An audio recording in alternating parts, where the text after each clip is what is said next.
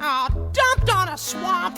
Man, I tell you, sometimes being a fairy tale creature sucks pine sap.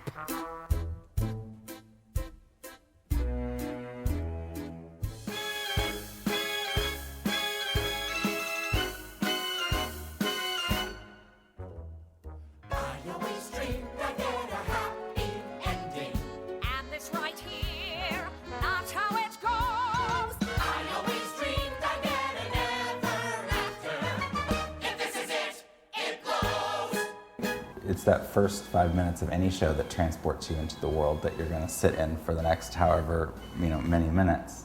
And so I actually think what we hope to do is to say right at the beginning, this is something very new and something you already love. We have some kind of, the crazy fairy tale creatures in the movie. We have more of them in the show because we have more people available. And so kind of creating that world and creating a world of how people move and animals move on stage and what cookies sound like when they talk. Gingy from Shrek the Musical, and I'm operated here by the Sugar Plum Fairy. We teamed up because she carries lots of extra emergency sweets. And extra sprinkle too. It's very good.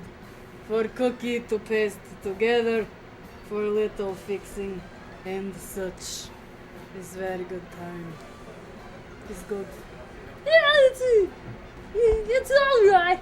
And we have some really tricky design things to reconcile. We have donkeys and cookies and dragons and magic and lots of things that are integral to the story and in a fairy tale way. But we wanted to try and approach with a sort of new or subversive eye, which is what everybody sets out to do. How can we tell this story that we love in a new way that people maybe haven't seen before? Listen up, puppet! We spend our whole lives wishing we weren't so freaking strange.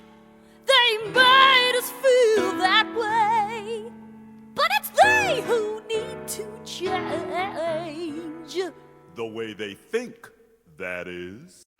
The elements of the fairy tale quality of this story, you start with those very well-known building blocks, and the great thing about Shrek, the musical, is that inevitably you're going to just take one of those blocks and knock it down.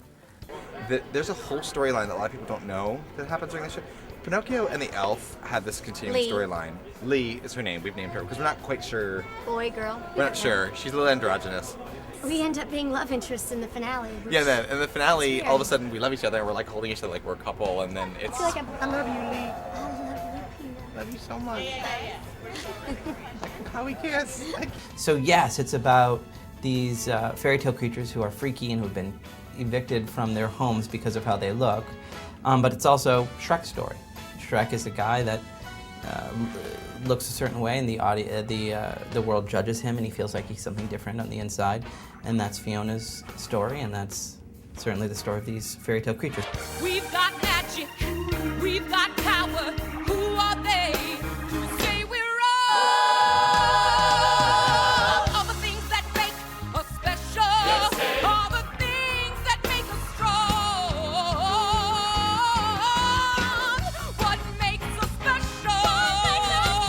What makes us special makes us strong. Let your freak flag wave. We did a lot of improvs with the fairy tale creatures throughout the process, both because we wanted to them to find certain takes, like the shoemaker's elf. We know that the idea of that character, but what's the shoemaker's elf really like? She stays up all night. She probably drinks a lot of caffeine to do so. She's asthmatic because she works around the leather all the time. We had to find the things to sort of develop them and find out what made each of these individuals freaks. And right, a freak means you're unique, and unique means there's one of you. And so to figure out what makes each of those people, special, we did a lot of improvs. We were born with these characteristics. Bearish qualities. Typecasting, I think it is. When I walked in the room, they was like, he's a bear. He's Papa Bear. I'm naturally very hairy. To really define and make all of those characters specific.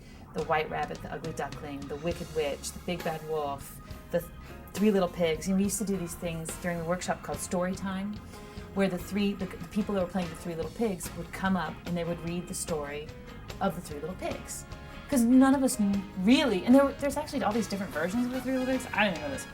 And so we would all sit there and listen, and we're like, oh. And then we did all of this backstory on fairy tales and even like perception of fairy tales. So I got up and read the story of Pinocchio, a very condensed version, and then we talked about, well, what does it really mean, and why was the story created, and back in the time it was written, was it really a fairy tale, or was it more actually a warning for children about lying? And I just inundated myself with as much material as I could find. I checked out books and watched movies and bought a Peter Pan costume and slept in it. I mean, literally, I was going there. So yeah, that's. Yeah. For me, I read all these books, and a witch appears in every fairy tale. So I thought, to me, she's the witch, and it's sort of an amalgamation of all the witches. So she's sort of a 1940s. I think she's ended up being a very 1940s, highly stylized film noir witch, right? You know what I mean? But people have been asking, hey, the pigs are our favorite thing in the show, and you should probably have a spin-off. And so we agree. So Janine's writing music, I think, right? Yes, she is. Yes, she is. We're writing